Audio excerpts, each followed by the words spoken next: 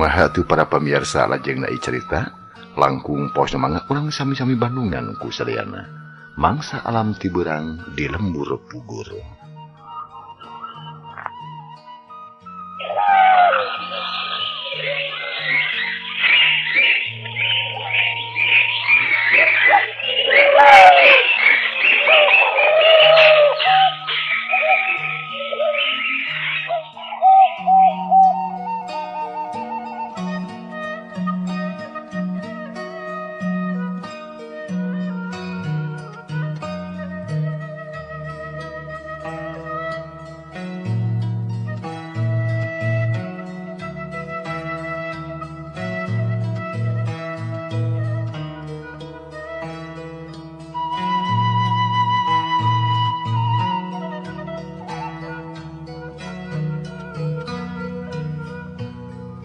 Manuk recet di sarada patembalan jeung prabaturna mapaesan alam berang di lembur pugur harita. Sedengkeun Mang Uca sakula warga kasemahan kedua tangtungan lalaki nyatana atuh Jang Maruli dibaturan ku baturna. Malah harita Jang Maruli geus nepikeun pamaksudanana. Pangna datang kadinya teh sejak nyanggakeun sabda panglamar karulita. Sanggeus beres atuh harita Jang Maruli nepikeun pamaksudanana pok Mang Uca. Ngomong kieu bari ngarelet ka anakna. Tah, kumaha Nyai? Kumaha? Kadenge? Kakuping kado oge Bapak. Syukur ai kadenge mah. Kumaha atuh pamadegan hidup? Nah harek ditarima atawa moal panglamar ti si Encep teh. Pek jawab ku hidup. Dah hidup anu dipika palain oge. Nuhun ari kana maksudna anu sae mah. Yang abdi teh sanes nampik sarta teu pisan-pisan saja nolak. Anu jelas mah abdi teh teu acan gaduh maksud kanggo laki rabi. Tegasna macan hoyong gaduh salaki. Ceuk Nyi Rudita teu asa-asa. Da keukeuh embung ai ka Maruli mah. Atuh puguh mending ngalenyap hate Maruli harita. Sabab jawaban ti Rudita es doning papalimpang jeung taksiran teu akur jeung anu dipikahayang. Cep, da geuning kitu jawaban ti pun anak teh eta mah mangga nyangakeun da kitu kanyataanana. Ceuk Mang Uca berjeng neuteub ka Maruli. Maruli teu buru-buru ngajawab. Katara pipina rada euceuy. Kayohna bae ngerasa era jeung wirang. Peda eta panglamarna henteu ditarima. Mangkani ngomong teh asa diapik-apik jeung dialus-alus. Satadina mah sugan je sugan we hate Rudita leuleus. Bisa atari, tapi buktina bet matak sedih jeung wirang. Sarebu mugi teu janten benu. Salaksa mugi teu janten duka ulah rengat manah runtik panggalih. Margi abdi mah teu pisan-pisan saja ngahinakeun kana maksad sarira. Nanging dasarna mung sakitu, kasa gaduh maksad laki rabi. Ceuk Rudita ngajelaskeun deui langsung ka Maruli ayeuna mah. Atuh gancang ku Maruli ditempas. Nyai. Akang oge teu neren-neren ngajak nikah ayeuna. Eta mah tiasa diatur we, engke sok sanaos kedah ngantosan 1 tahun 2 tahun oge. Akang mah mawaleh sabar ngantosan. Anu penting akang teh hoyong nguping nahan nampi atrapi henteu kana katresnaan hate akang. Mugi we sing pertanten akang mah moal bade ngaheulikeun. Sanes cinta cicintaan nanging cinta sajati anu moal aya tandingna. Tah ieu dimaksud ku akang teh Nyai. Maruli geus teu asa-asa ngomongna. Indung Bapa Rudita dianggap lain nanaon, teu matak jadi panghalang pikeun Maruli. Kartos eta oge. Nanging abdi teu acan tiasa masihan wararan ayeuna. Anu maresep kana amengan hoyong bebas heula. Palang siang tos aya nu langkung dipayunnya. Teu acan. Nadi mah teu acan gaduh maksad. Kumaha atuh ayeuna? Kalangkung nyangakeun kana pangarsa salira. Da abdi mah moal tiasa ditawar deui. Kitu mah kitu we. Ceuk Rudita keukeuh. Embung ngajawab anu leuwih ti kitu. Atuh mending ngahulang mereka meneng Maruli harita. Sedih jeung nalangsa. Tambah deui ku wiwirang. Keur mah kakara teh rek ngalamar bet ditampik pisan. Asa dijuralitkeun kana jarian. Sajungjungan mah Maruli teh teu ngomong. Malah kardia oge ngeluk tungkul karunyangeun kasobatna. Nempo kayaan kitu mengucap watireun kasemahna pok harita. Cep. Mugi sing paos ngemutanana. Maksad pun anak mah sanes nampik atara pinolak kana maksad sarira encep. Nanging danget ieu mah teu acan maksad gaduh salaki, tah ku kituna mugi sing sabar ngantosanana we. Da ari tos dugi kana waktosna mah moal sesah. Nya pamilos kitu mah ku abdi oge bade antosan Bapak. Nanging kada aya ugeran waktos da piraku ari salawasna teh kagungan maksad onaman mah asa ku pamohalan. Tah ku kituna abdi bade ngantosan sasasi, mugi keur samaparin ibar ka abdi. Kitu we ayeuna mah Bapak. Insyaallah. Ku bapa diperhatoskeun Cep. Sumuhun, kitu we ayeuna mah supados aya waktos kanggo ngemut nu langkung asak. Margi ku abdi oge kahartos ayeuna mah. Nyi Rudita teh moal tiasa langsung ngawaler, da kedah ngemut heula. Ayeuna mah abdi bade permios heula atuh Bapak, atuh ieu mugi ditampi we hatu lumayan. Cek Maruli berjenga juang kantong song dibikeun ka Mang Uca. Uluh, mun sakantong ieu teh seuseur teuing atuh Cep. Sanes barang berharga Bapak, ukur tami lumayan, ageng mah henteu nanging kanggo tawi soca ti abdi we. Kadumi kadeudeuh ka diri abdi. Cek Maruli, omongan teu ti kahartieun ku Mang Uca mah. Ngan geus bisa ditaksir tangtu eta teh ke Rudita. Nya nuhun ditampi ku astakali Cep. Nanging mugi sing ayem ulah wakamuli apan tacan cai-cai acan ke lanan. Da siang kene atuh Cep. Hatu nuhun Bapak, sagege cekap bade permios we. Cek Maruli berjengjung nangtung bangun teu sabar hayang bulu-bulu indit. Aeh. Nah, bete kenging dicanet kumaha atuh kantongna ulang eurihkeun heula nya. Sawios mangga we sareng kantongna. Maruli ngajak hasalaman ka Mang Uca. Terus ka Birukmi pang akhirna ka Rudita. Kitu deui sikar dia. Manehna munjungan hormat pisan. Jeru tarurun keburuan leos baralik teu rada teret deui.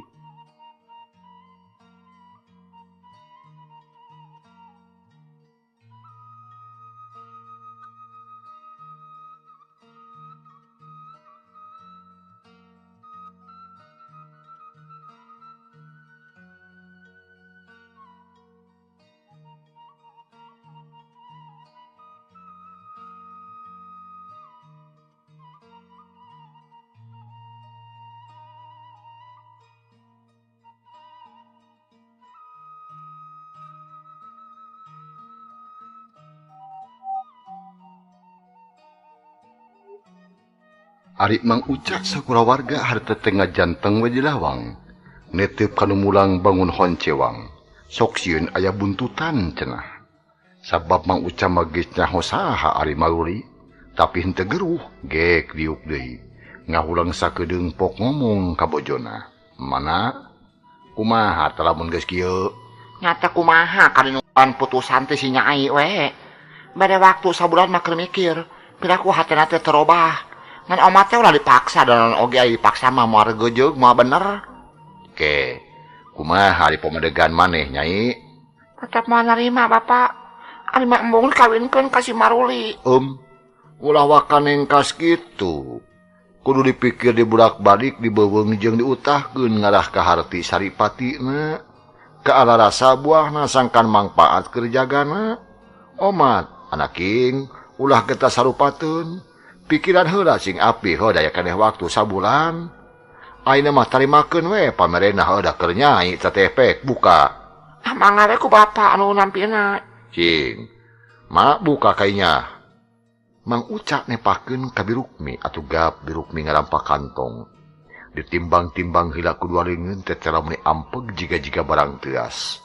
Berai teh dibuka gorehel teh bungkusan seberah hiji. Kop nyokot hiji eusina pibajueun meni aralus. Kop deui sabungkus samping rereng meni ngabara Nyai. Nupang hadena jajaman harita terus dipapai unggal bungkusan. Eusina kabeh oge nyugemakeun. Da barang-barang maraha hungkul.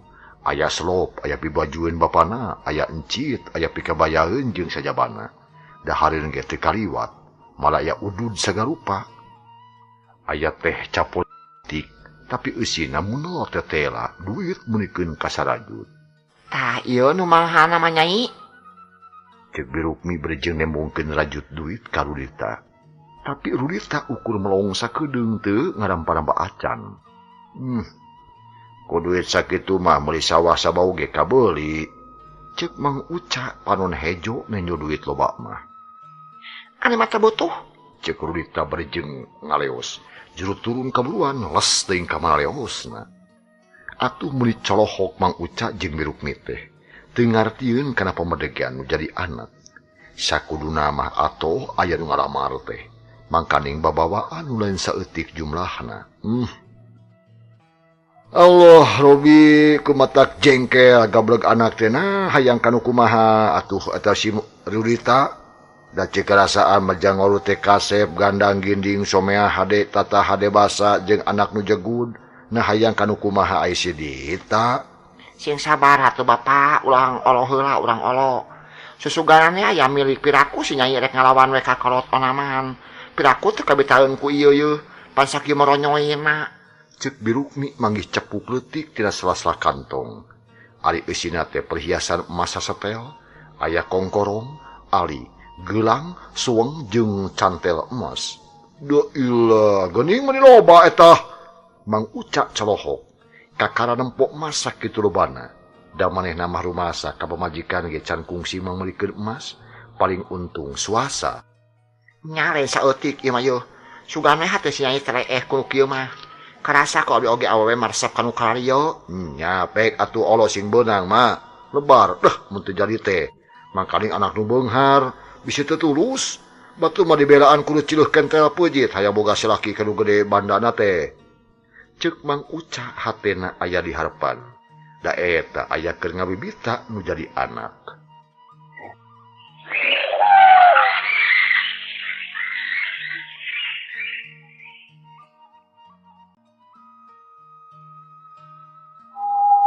Sora manuk beuki recet di saradah mapaisan alam beurang harita di lembur pugur. Jiga anu mulung gumbira ka Mang Uca jeung ka Birukmi. Malah Birukmi mah asa ngimpi harita teh. Manehna ganggulang gaper barang-barang anu ngabarak haripinana. Ari kantongna mah dikepeskeun ka gigir. Eusina didangna nengni dialak ilik jiga nu hayang sibeuh neuteup. Da puguh arang rangka manggih anu kitu. Ari Mang Uca ngelopuse udud bodas milikeun ka peurembeunta tina wahing ku nikmat. Datuman udud bako sebul jeung daun kawung bulukan. Ari ayeuna boga rokok ti dayeuh. Atuh mun teu inget kana naon asa pang mangna we Mang Uca teh. Tunda kaayaan Mang Uca jeung bojona ayeuna urang kocapkeun Nyi Rudita. Nyi Rudita harita teh ngingki ngajugjug ka imah sobatna, nyatana kabumina bapaku. Meni geus gregeteun hayang geura bebeja, yen ka imahna aya Maruli anak Abah Suhi teh.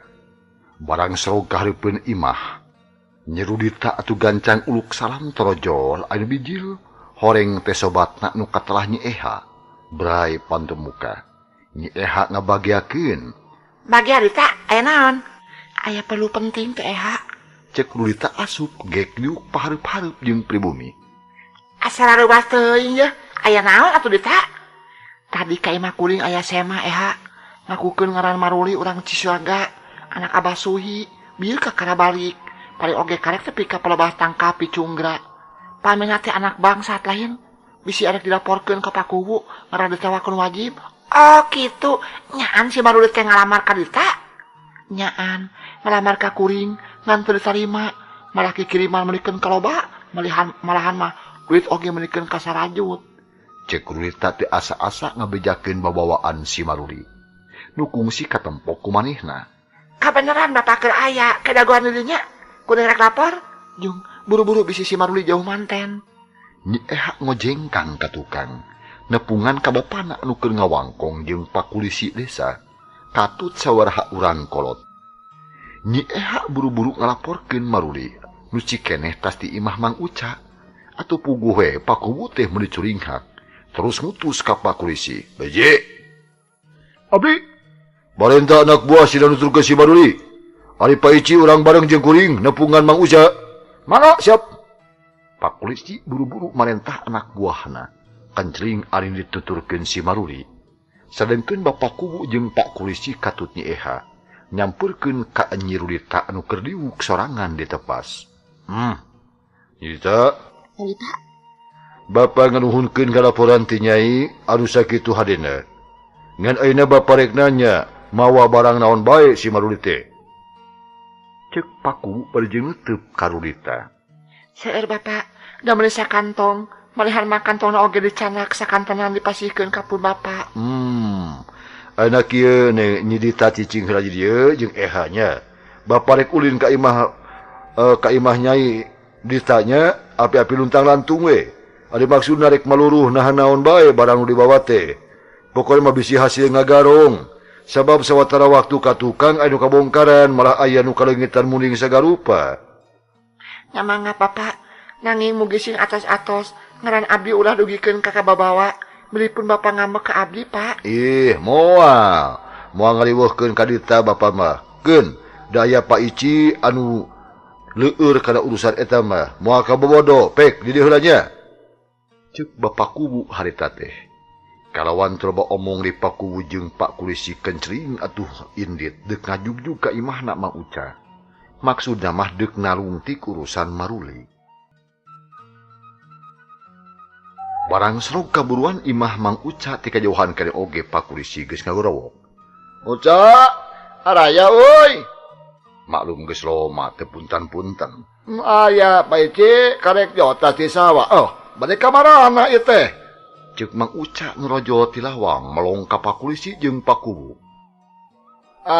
Rek ka kidu nepungan tua kampung maksud teh. Isu kadek diajak memeres jalan desa. Ngewa geus busrat basret deui jukutna geus ngajejemrung, geus jalabrig. Ceuk Pak Kulisi ngajanteng keneh di buruan. Encan rek asup. Nah, ada tua kampung mah kawetan tadi teh Pak Ici ngajingjing parang antosan we di dieu atuh. Nah sok ka dieu ngaliwatna mah ngajelebat atuh Pak Kubu. Ceuk Mang Uca beuring sedgeun kursi, ari panto digeblageun kabeh. Nuhun, sumuhun pisan Pak Kubu atuh. Antosan we atuh di dieu. Bari ngobrol sugan we atuh aya cai-cai enteh jeung cauna ti Mang Uca mah. Teu naon di dieu atuh. Ceuk Pak Kubu jiga nu heueuh.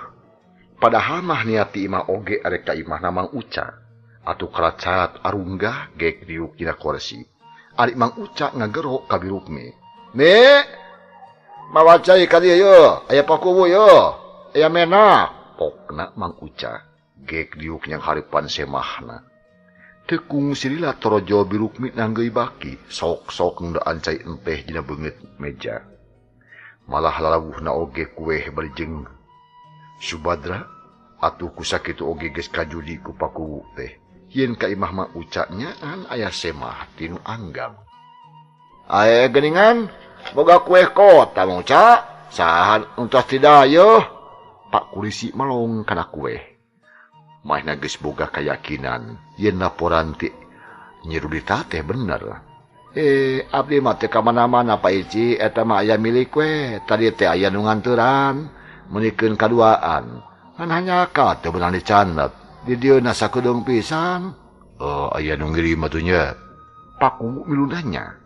Lumayan we Pak Kubu, roko-roko mah teh kedah meser. Aya milik Mang Uca mah jiga kerjaang nasib teh yeuh. Make aya nu karam kirim sagarupa.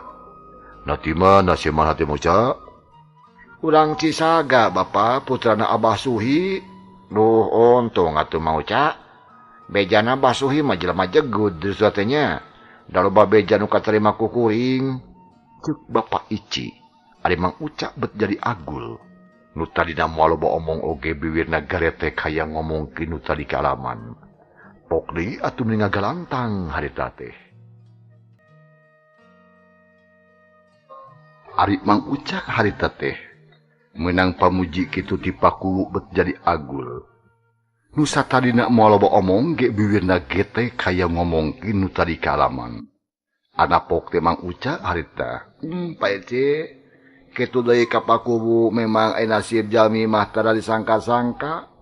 Abong cek omong kolot rezeki mah diudag lumpat di daguan cicing buktina nya. Ari geus waktuna mah torojo datang sorangan we lengkap sagala dibawa. Naon bae nu bawana teh Mang Uca? Ceuk Pak Kulisi mencrong. jantungna bet jadi ratu lacak basuhi jika da bae tereh kapapai. Punten tapinya adi mas Nes Agul ngantina awahing ku bunga rehna menang bagja poe ieu.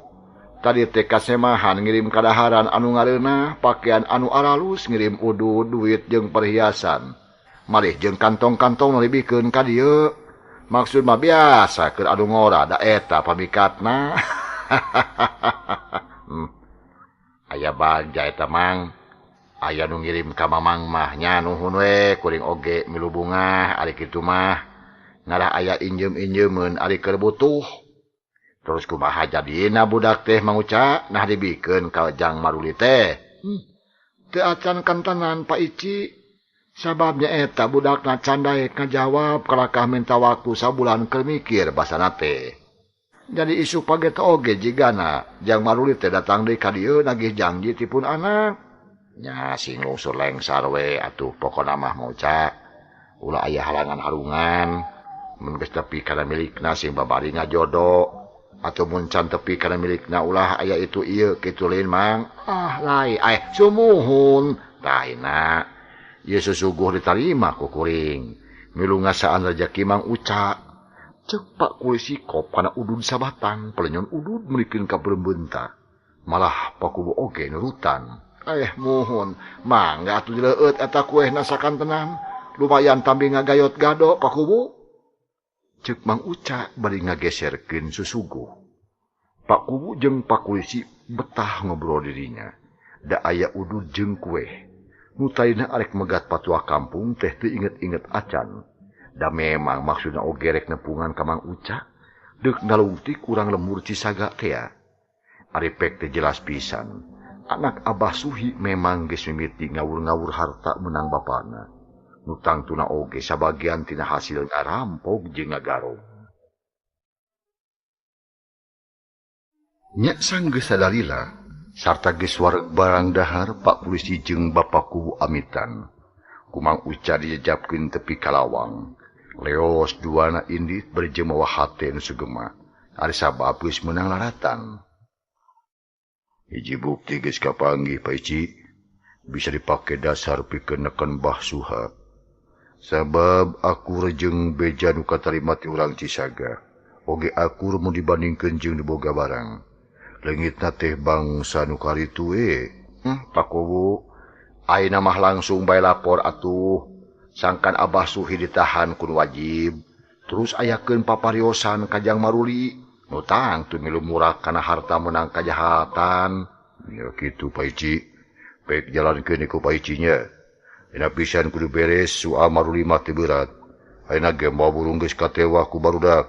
Mun anu wajib butuh bukti bawa we ka imah Mang Uca. Mangga Pak Kubu mangga.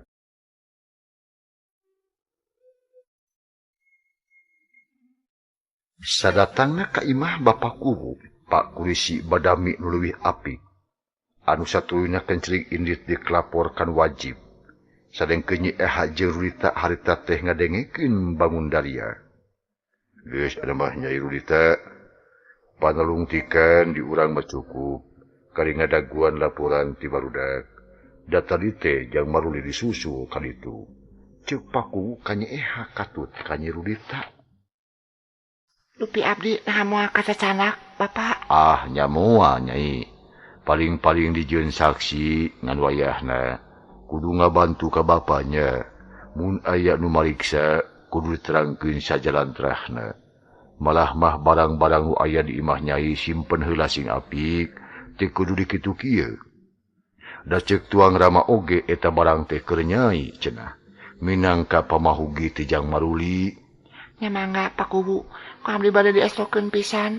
Eta barang moal dikitu kieu, bade simpan bili aya anu maluru. Tah, bener kitu Nyai, ulah sieun-sieun da moal naon nya. Ceuk Pak Kubu deui harita teh. Berjeng nepak-nepak tak-tak Nyi Rudita. Sanggeus meunang keterangan kitu Nyi Rudita amitan ka Nyi Eha. Buru-buru balik ka imahna. Di jalan ge meunikeun karusuh hayang buru-buru tepi ka imah.